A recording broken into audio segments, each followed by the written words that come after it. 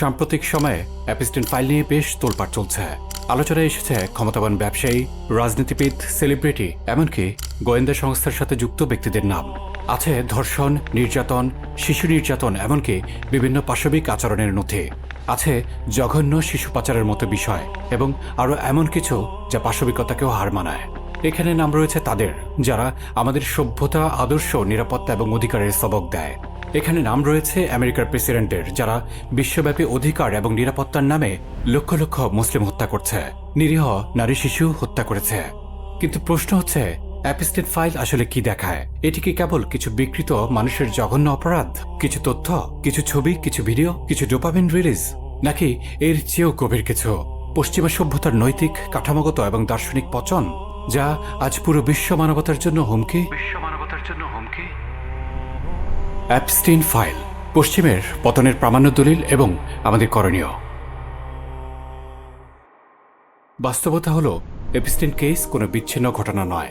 এটি পচে যাওয়া পশ্চিমা বিশ্ব ব্যবস্থার একটি উপসর্গ মাত্র, যে সিস্টেম জুলুমকে টিকিয়ে রাখে, ক্ষমতাবানদের রক্ষা করে এবং নৈতিকতাকে নিজের উইমস অ্যান্ড ডিজায়ারের পণ্য বানিয়ে ফেলে।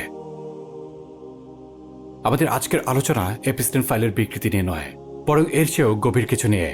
আমাদের আলোচনা কিভাবে অ্যাপস্টিনের মতো নৃশংস ইকোসিস্টেম সমাজে জন্ম নেয়, কিভাবে তা বেড়ে ওঠে এবং কিভাবে তার মোকাবেলা করা হবে তা নিয়ে। আমরা আমাদের এই আলোচনা তাদের উৎসর্গ করতে চাই যারা পশ্চিমের প্রেমে অন্ধ এবং মূর্খ। নিশ্চয়ই তাদের চোখ খোলার সময় এসেছে। In search of the root cause. পশ্চিমা গবেষকরা নিজেরাই বারবার স্বীকার করেছেন, অ্যাপস্টিনের মতো নেটওয়ার্ক কেবলমাত্র কিছু জঘন্য মানুষের কারণে তৈরি হয় এমন না, বরং এটি তৈরি হয় যখন একটি সভ্যতার ভিত্তিমূলক কাঠামোই পচে যায়, যখন তার শিকড় পচে যায়। আর কিভাবে তা হয় এ ব্যাপারে আমরা সংক্ষেপে কিছু আলোচনা করে দেখাচ্ছি। 1. God denying power system. দার্শনিক চার্লস টেইলর লিখেছে, what we have lost is precisely the background, the Horizon against which our moral judgments made sense। অর্থাৎ নৈতিকতার যে পটভূমি, যার বিপরীতে আমরা ভালো মন্দ বুঝতাম, সেটাই হারিয়ে গেছে। কেন সেটা হারিয়ে গেছে? কারণ এনলাইটেনমেন্ট এবং লিবারেল ভ্যালুজের নামে মানুষ যখন নিজের নার্ভসকে ভালো মন্দের মূল্যায়নের মাপকাঠি বানিয়ে নিয়েছে, তখনই মোরাল জাজমেন্টের দিক নির্দেশনা হারিয়ে গেছে।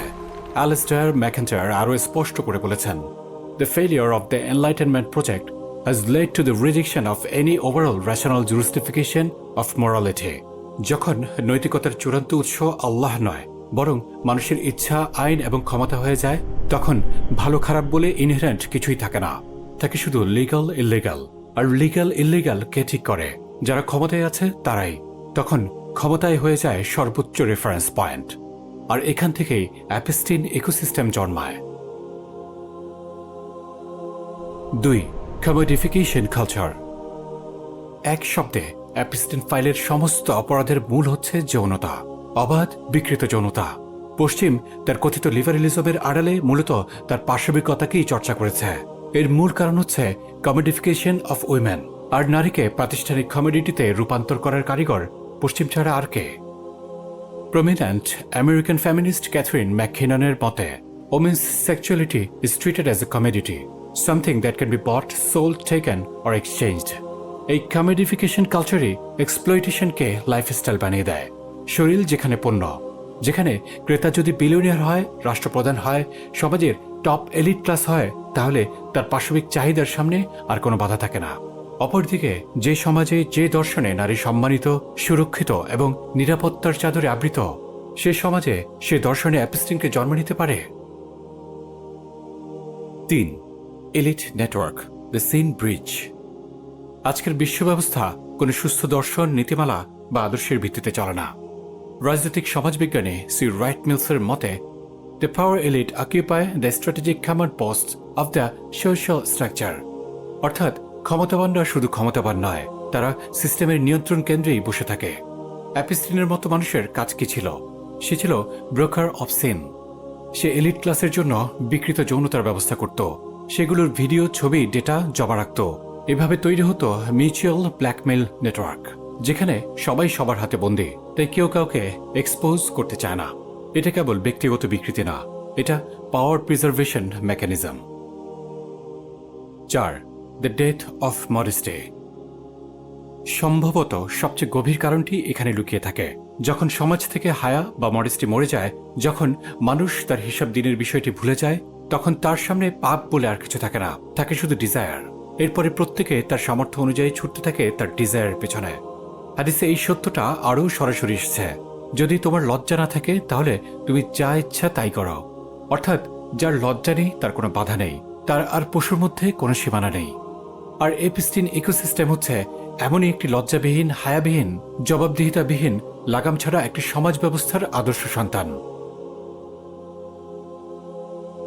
West is রুটিং at it's core. পশ্চিমের মূল পচে গেছে তাদের মানবরচিত স্বার্থকেন্দ্রিক দর্শন গ্রহণ করে। মানব ইতিহাসে যত বড় সাম্রাজ্যই হোক না কেন, তার নিউক্লিয়াস হচ্ছে পরিবার। পশ্চিমের সবচেয়ে জঘন্য এক পচন হচ্ছে তাদের পরিবারগুলো আজ ধ্বংসের পথে। খোদ আমেরিকাতেই অবৈধ সন্তানের হার 40%-এরও বেশি। ইতিহাস সাক্ষ্যে অবাধ যৌনাচার আর লাগাম ছাড়া ডিজাইনের পেছনে ছুটে চলাই রোম সাম্রাজ্যের ভিত্তিমূল পচিয়ে দিয়েছিল।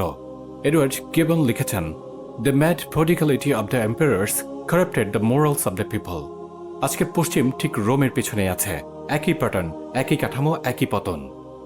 জিগমেন্ট বাউম্যান সবচেয়ে ধারালো কথাটা বলেছেন, A society built on consumption will eventually consume itself. যে সভ্যতা ভোগবাদের উপর দাঁড়ায়, সেই সভ্যতা শেষ পর্যন্ত নিজেকেই খেয়ে ফেলে। খোদ আমেরিকার প্রেসিডেন্ট তার নিজের মেয়ের সাথে ডেট করতে চায়। এর চেয়ে স্পষ্ট প্রমাণ আর কি হতে পারে? Who will bring the justice? সবচেয়ে বড় প্রশ্নটি হচ্ছে, এপিস্টিন নেটওয়ার্কের বিচার কে করবে? Bush, Clinton, Trump, Musk, Gates, এদের কি কখনো আদালতে দাঁড় করানো যাবে? হার্ভার্ড ল রিভিউ সরাসরি বলেছে, the higher the office, the greater the structural barriers to prosecution. তাহলে তাদের বিচার কে করবে? রাশিয়া করবে? চীন করবে? জাতিসংঘ করবে? হিউম্যান রাইটস সংস্থা করবে? কেউই না। কারণ যারা সিস্টেম চালায় তারাই সিস্টেমের নিয়ম বদলাতে পারে। ফলে অপরাধ তার অহংকার সহই টিকে থাকবে। The root cause, man made system. কেন এই সিস্টেম তাদের বিচার করতে পারবে না, অথচ এই একই সিস্টেমে বিচারের নামে লক্ষ লক্ষ নিরীহ মানুষ তারা হত্যা করে? কারণ মানুষের তৈরি করা সিস্টেম ইনহেরেন্টলি ফ্লোড। মানুষ ক্ষমতা চায়, মানুষ নিজের স্বার্থ রক্ষা করে, মানুষ নিয়ম বানায় আবার নিয়ম ভাঙে। যে সিস্টেম মানুষ বানায়, মানুষই সেটাকে নিজের মতো করে বাঁকাতে পারে।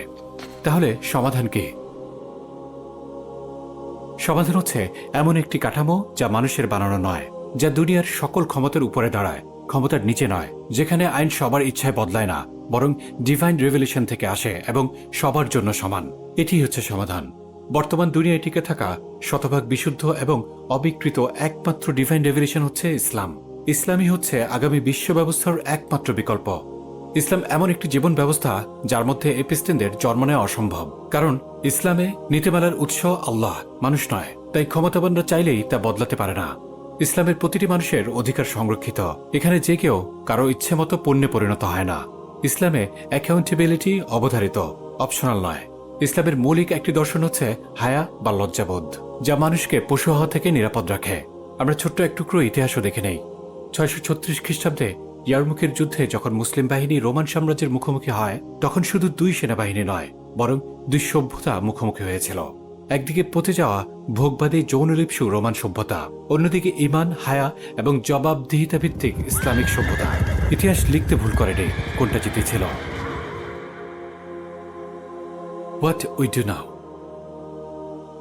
এপিস্টিন ফাইলে কি আছে তার প্রতিটি বিটস অ্যান্ড বাইটস আমাদের জেনে খুব বেশি উপকার নেই, বরং জরুরি হচ্ছে আমাদের বুঝতে হবে এই সিস্টেম কিভাবে কাজ করে, কেন এটি টিকে থাকে এবং কিভাবে এই জুলুমের কাঠামো ধ্বংস করা যায়। এপিস্টিন একটি বিকৃত দর্শন এবং শয়তানি প্রজেক্টের ফসল। বিষয়টি সোশ্যাল মিডিয়ায় কিছু রিলস, পোস্ট, তথ্য, ডোপামিন রিলিজের বাইরে আরো অনেক বড় কিছু। এপিস্টিন মরে গেছে, কিন্তু এখনও এপিস্টিনের প্রভাব বলয় থেকে দুনিয়ার কথিত সুপার পাওয়ার এবং তার কথিত সর্বাধুনিক আইন ব্যবস্থা বের হয়ে আসতে পারছে না। এজন্য এমন একটি বিকৃত শয়তানি ব্যবস্থার মোকাবেলায় আমাদেরকে সততার সাথে মৌলিক বিশ্বাস এবং দর্শনের দিকে ফিরে যেতে হবে। আজ যে এপস্টিন নিয়ে আমরা আলোচনা করছি, এরকম অসংখ্য সফট এপস্টিন আছে যা আমরা উপলব্ধি করতে পারছি না। বিনোদন জগৎ এক একটি সফট এপস্টিন এম্পায়ার, কিন্তু কই তা নিয়ে কোনো আলোচনা নেই কেন? এপস্টিন নিজে আলাদা কোনো জগৎ নয়, বরং এপস্টিন পচে যাওয়া পশ্চিমা সভ্যতার প্রমাণ। আর ভয়ঙ্কর কথা হচ্ছে, আমরা আজ সেই পশ্চিম প্রেমে মুগ্ধ। যে দর্শনে এপস্টিন জন্ম নেয়, বড় হয়, সেই দর্শন প্রেমে আমরা আজ মজে আছি। আজ মানব সভ্যতা এমন একটি কাঠামোর প্রয়োজন বোধ করছে যা ক্ষমতার উপরে নৈতিকতা রাখে এবং অপরাধকে সিস্টেমের অংশ হতে দেয় না। আর সেই কাঠামো কখনোই মানুষের বানানো হতে পারে না, কারণ মানুষ যা করতে পারে মানুষই তা আবার ভাঙতে পারে। এই উপলব্ধি হলো আমাদের প্রথম পদক্ষেপ। আপনি লক্ষ্য করুন, পশ্চিমা দর্শনের হেজেমনি আস্তে আস্তে নড়বড়ে হয়ে যাচ্ছে। এটি তারা স্পষ্ট উপলব্ধিও করতে পারছে। তারা তাদের পতনের ধ্বনি নিজ কানে শুনতে পাচ্ছে। বিশ্ব ব্যবস্থার এই ক্রান্তি লগ্নে আমরা যখন ইসলামের কথা বলি, তখন তা কেবল নিজের ঘরের জন্য বলি না, বরং প্রচলিত বিশ্ব ব্যবস্থাকে চ্যালেঞ্জ করে তার সমাধান হিসাবেই ইসলামের কথা বলি।